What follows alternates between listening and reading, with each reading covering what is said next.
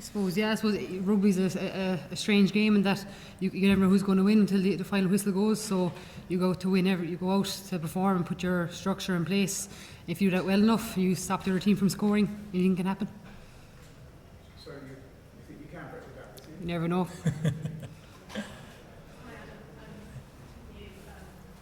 Where do you feel that where the squad is at the minute, bearing in mind obviously last year's Six Nations performance might not be the smoothest of rides, and obviously with 2021 in mind, how happy with where you are and where your Ireland squad is? Yeah, I definitely think we're better prepared than we've been over the last couple of seasons, certainly under myself.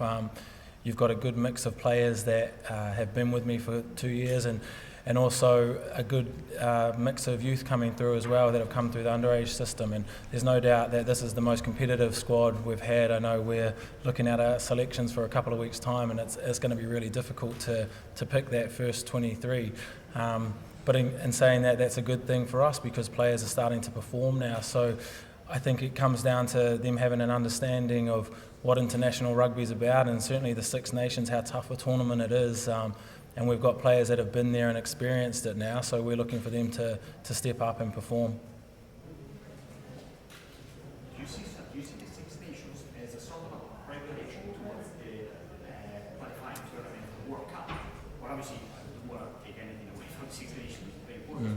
So the first game against Scotland would be good. I mean, can you give a good idea on what we face in September? Yeah. What do you think about kind of Six Nations? Yeah, look, we're taking the Six Nations for it being the Six Nations, but in saying that, we know that if we can get some performances and some cohesion in our play, that should roll into the summer and into the World Cup qualifiers for us. So there's no doubt we're targeting our 3 home games to make sure that we put in performances that will help us come through the summer and into September, and then if we can get those right, hopefully 2021 an Irish team will be there.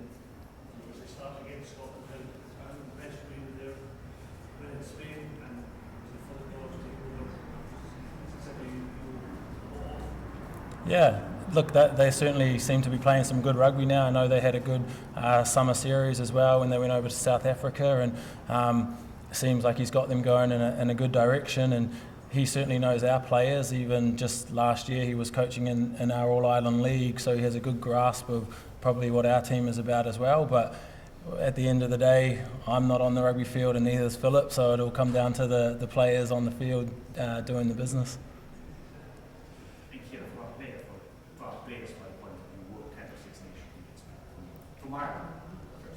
Yeah, well, obviously we hope to improve on last year's performance. We have 3 home games, so you'll target those. You love playing at home in Energy Park. It's, there's great, good fans. They're always there, always out in support, and you want to improve on last year. And so you want to, play good rugby, nice, exciting, expensive rugby, and see that it's all paying off and all working, and that all the hard work is coming to fruition.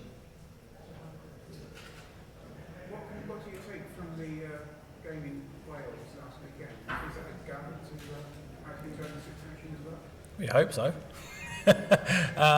Look, the warm-up games are brilliant for us because we've spent the month of January training together in training camps, but you can't replicate the match scenarios like you can when you get an opposition who aren't your own teammates. So it's been really good for us and invaluable. Now, I'm certain that on both sides with Wales and Ireland probably be different looking teams than what was out on the weekend. We tried a lot of new combinations, and I'm sure Wales did as well. So we won't read too much into the result, but certainly around the performance and what we're trying to do, bringing it from the training field into the match scenarios, we're pretty happy with that.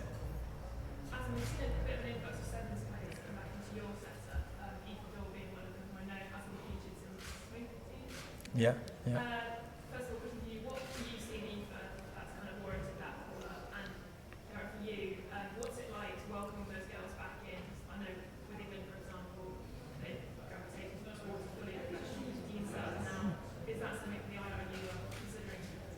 I don't think we're probably in that same space as probably what England would be at the moment, but certainly around the program and the women's program in a whole between 7s and 15s, we've got a lot more probably clarity of what players that we are looking at to bring in, because certainly the way our system works, there's players that probably know the sevens game much more than the 15s game, you know, and Aoife's someone that actually started out playing 15s, you know, as you say, I think it was 2015, she's playing in the Six Nations, so she obviously stepped away from the sevens program and went back to club rugby, and her performances certainly warranted a call up back into the setup for us. And again, she has that understanding of the 15-a-side game, so that's really important for us. Like, while they are good athletes across the board, we want to make sure they have an understanding of what we're trying to do with 15 players on the field, basically.